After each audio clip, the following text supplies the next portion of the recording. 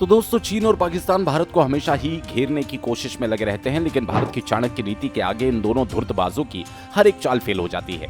जैसा कि आप सभी जानते हैं कि इस समय ड्रैगन ने पाकिस्तान को पूरी तरह से अपना गुलाम बना लिया, चीन के इशारे पर नाच रहा है। पाकिस्तान भले ही कंगाली के मुहाने पर खड़ा हो, उसकी अर्थव्यवस्था तबाह होने की स्थिति तक पहुंच गई हो, लेकिन चीन द्वारा लगातार उसके हथियारों की सप्लाई की जा रही है।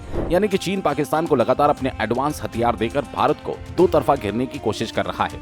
लेकिन जैसा कि आप सभी जानते हैं कि इस समय भारत मोदी सरकार के नेतृत्व में आगे बढ़ रहा है और दुश्मनों को दुगने रफ्तार से मुंह तोड़ जवाब देना चाहता है। जैसे ही चीन द्वारा कोई नया हथियार डेवलप किया जाता है या फिर कोई नया हथियार पाकिस्तान को दिया जाता है, भारत तुरंत एक्शन में आ जाता है और उससे भी दुगना ताकतवर हथियार सामने रखकर चीन और पाकिस्तान की हवा टाइट कर देता है। दोस्तों, इसी क्रम में भारत ने एक ऐसे बाहुबली समुद्री योद्धा को उतारने का ऐलान कर दिया।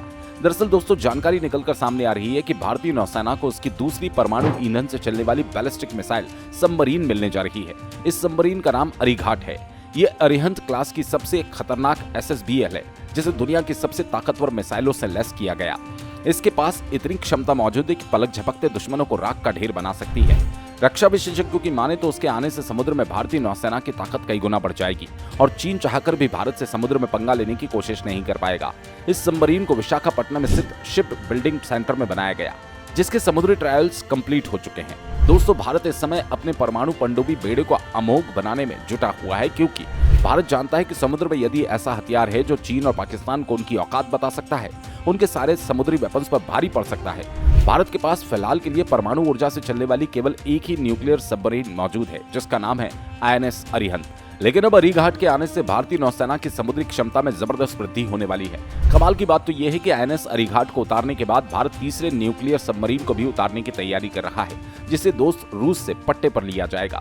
दोस्तों, INS अरिघाट मिसाइल की रेंज 3500 किलोमीटर है, यानी कि ये चीन और पाकिस्तान के किसी भी हिस्से को टारगेट कर सकती है। इसके अलावा INS अरिघाट में 21 इंच व्यास के 6 टॉर्पीडो लगे हुए हैं, जो दुश्मन के युद्धपोतों और सबमरीन्स को समुद्र में फाड़ सकते हैं। इसके अलावा इसमें कई टॉर्पीडो ट्यूब्स हैं, जो टॉर्पीडो मिसाइल या समुद्री बारूदी सुरंगों को बिछाने का काम कर सकते हैं।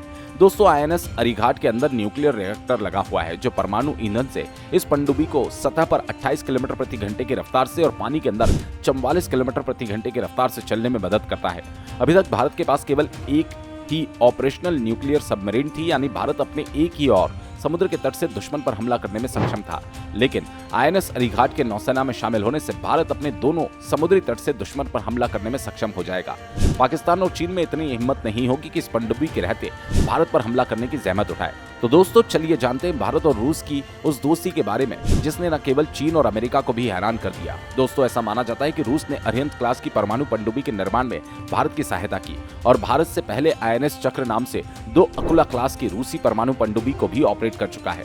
अरिहंत की तरह 82.5 मेगावाट का pressurised light water reactor INS Arighaat को शक्ति प्रदान करेगा और ऐसा माना जा रहा है कि रूस ने इस तकनीक को कंप्लीट करने में भारतीय वैज्ञानिकों की मदद की।